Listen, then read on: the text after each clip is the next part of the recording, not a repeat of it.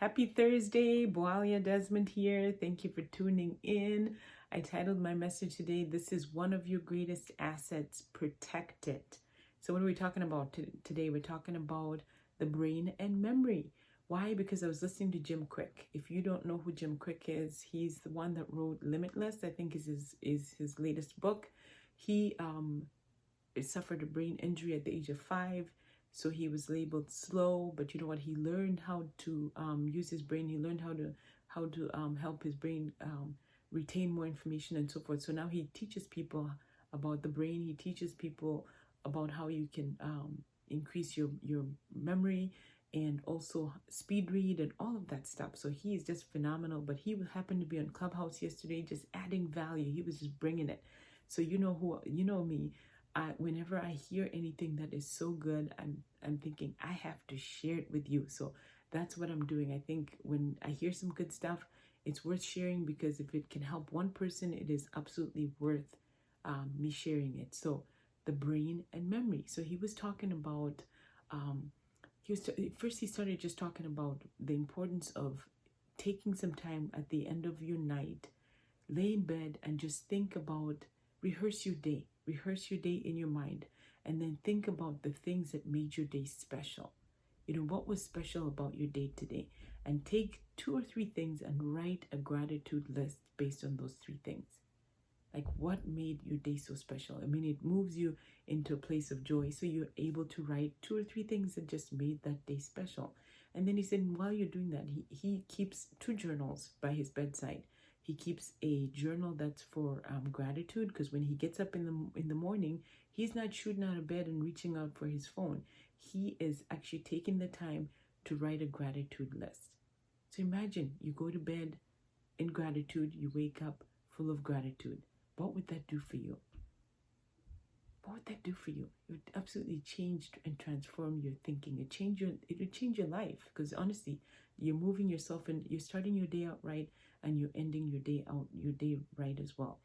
And then he talked about the reason he keeps another journal is it's a dream journal, because he said, dreams are very powerful. Well, I was thinking, my gosh, I can't remember the last time I had a dream, but maybe I don't get enough sleep, or don't sleep long enough to be able to get into that dream state. But some people go to bed early and they still don't sleep.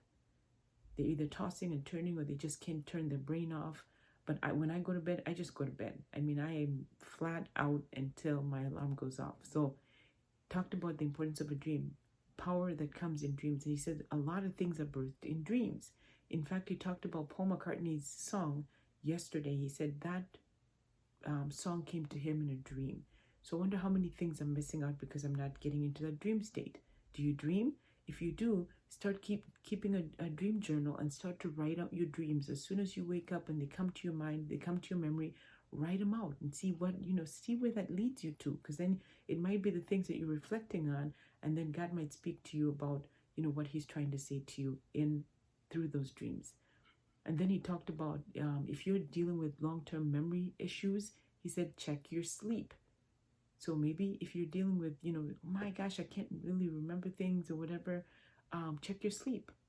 Are you sleeping? Are you not sleeping? What's happening to you during that time? So I was just pumped by his conversations. And then this is another thing that he talked about that I wanted to share. He said, in order to, he's talked about the importance of our brain and hydration.